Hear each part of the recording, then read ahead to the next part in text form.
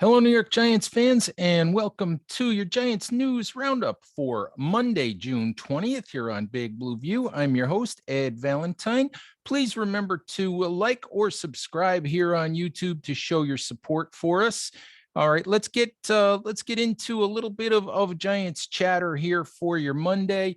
Obviously, we are in the speculation season between the mandatory mini camp workouts and the beginning of training camp.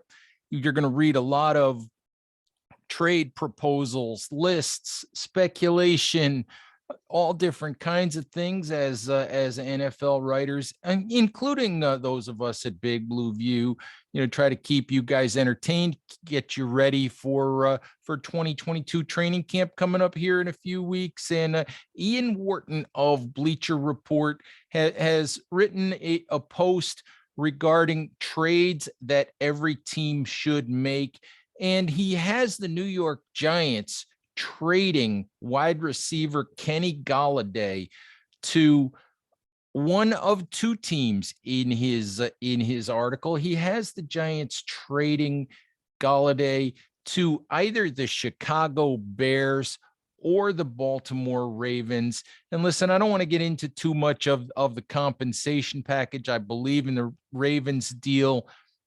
He has the Giants acquiring tight end Nick Boyle and a 6th round pick in the Ravens trade. I'm not 100% sure what it is that he's looking for the Giants to receive here. But what I really want to talk about is the idea of the Giants being able to trade Kenny Golladay at this point anyway.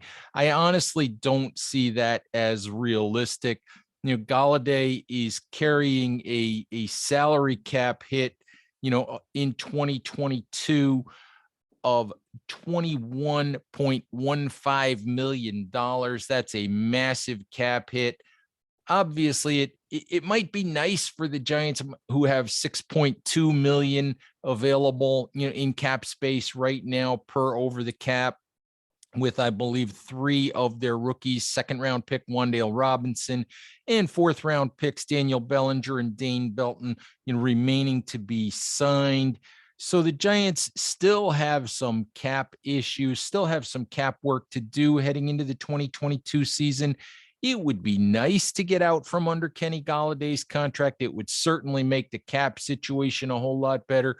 Trading him at this point without acquiring a player who would replace him on the roster, say if you acquired only draft picks, that would save the Giants $17.75 million against the cap, and obviously would put them in much better financial shape throughout the 2022 season. But I'm not so sure that anyone is really going to want to take on the $13 million base salary that Golladay has this season, the $13.25 million salary he has in 2023, and the $14.25 million salary he has coming in 2024. I don't know how realistic it is for the Giants to try to trade Golladay at this point in time. Yes, he's coming off 2 injury-plagued, less than stellar seasons, one with Detroit and then one, last year with the Giants, when he didn't score any touchdowns after signing a 4-year, $72 million contract with the Giants, which at this point, obviously looks like a massive overpay. But you have the financial issue with Golladay at this point in time, and you also have the lack of production. I'm not sure that there really is a market for Golladay. It might be nice to think that the Ravens might take a shot, or that the Bears might take a shot. I think that if the Giants are going to try to trade Kenny Golladay, it's much like if they were to consider trading Saquon Barkley at this point in time. I think what the Giants are going to have to do is go into the season, let Golladay, who missed time in the spring with an undisclosed injury, let Golladay get healthy, get him on the field, get him productive, see what he can do.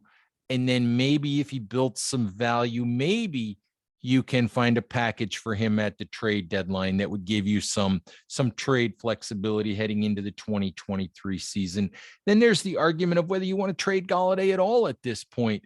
The Giants are still all in on Daniel Jones, on trying to prove, or trying to find out, I should say, whether Jones is the guy that they can and should go forward with after the 2022 season. You have new GM Joe Shane, you have new head coach Brian Daboll.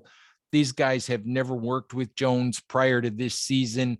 So although Giants fans have largely made up their mind on Jones, these guys, these decision makers have not seen him play for them in their system with their personnel. So they want to make up their own minds, and taking away the playmakers for Daniel Jones is perhaps not the best way to go about trying to judge the young man. So there is that argument of whether trading away Kenny Golladay would be fair to Jones or not. In all honesty, I mean, I guess my basic point is, at this point in time, I don't see either of Wharton's trade proposals to the Bears or to the Ravens, as being things that are realistic, that could actually happen before the beginning of the 2022 season. Might they trade Golladay at the trade deadline? See how things go the first half of the season. If they want to move a player like Golladay to acquire some draft capital, if it's obvious that that's the best thing for them to do at that point in time, then I would be fine with it.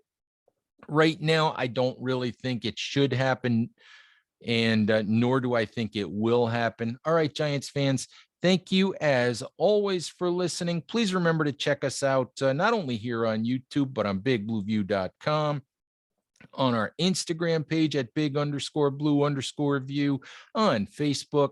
Follow us on Twitter at Big Blue View, and check out all of our podcasts wherever you listen to podcasts on Big Blue View Radio. All right, Giants fans, thank you, and we'll talk to you soon. Bye-bye.